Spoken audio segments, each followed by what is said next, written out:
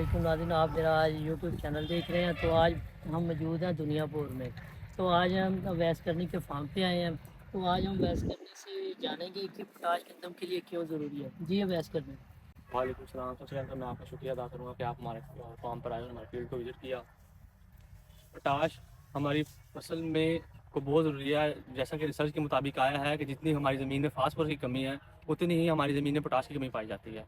ہم کہتے ہیں اپنی پیداوار کو بھرپور حاصل کرنے کے لیے ہم پوٹاش کا استعمال کرتے ہیں۔ جیسا کہ آپ جانتے ہیں کہ اب گندم کا اپنی آخری مراحل میں داخل ہے، جس کے لیے کسان نے یہ محنت کی ہے اپنی فصل کو پکانے کے لیے، اور وہ دانہ اب دانہ بننے کا عمل جاری ہے۔ جیسا کہ آپ جانتے ہیں کہ ہم کہتے ہیں گندم میں پوٹاش 60 دن سے لے کر 100 دن تک استعمال کر سکتے ہیں، اس کے اوپر بھی استعمال کر سکتے ہیں۔ ہم 60 دن سے لے کر 100 دن تک گندم میں پوٹاش سالوبل فارم میں استعمال کر سکتے ہیں، مطلب کہ پاؤڈر فارم میں یا گرینول فارم میں۔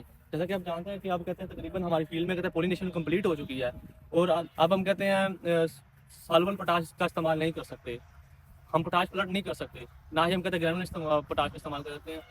دو فارمر حضرات کہتے ہیں پوٹاش کا استعمال کسی بھی وجہ سے نہیں کر سکے، فلڈ نہیں کر سکے۔ اب ان کے پاس ایک ہی موقع ہے اپنی کہتے ہیں ایوریج کو بڑھانے کے لیے۔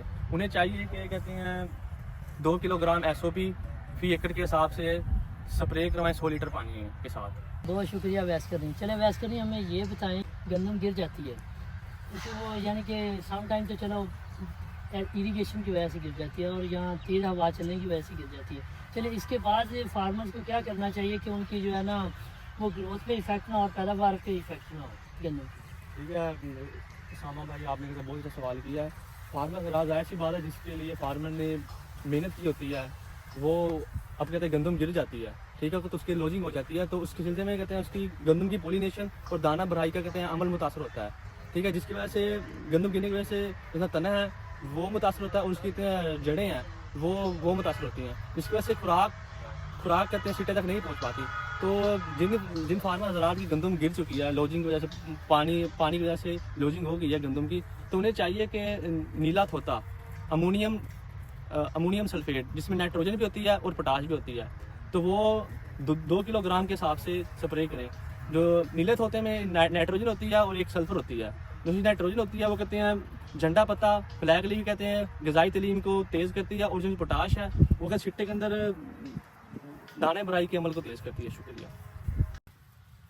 چلیے ٹھیک ہے، بہت شکریہ آپ کا۔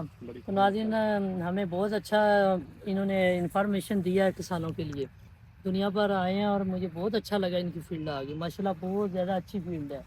کچھ کمی کوتاہی ہے جو انہوں نے اپنی ہمارے ساتھ شیئر کی ہے۔ آپ کو بھی اگر کوئی مسئلہ پرابلم پیش آ رہی ہے تو آپ کمنٹ سیکشن میں ہم سے یہ کویسچننگ کر سکتے ہیں۔ اللہ حافظ۔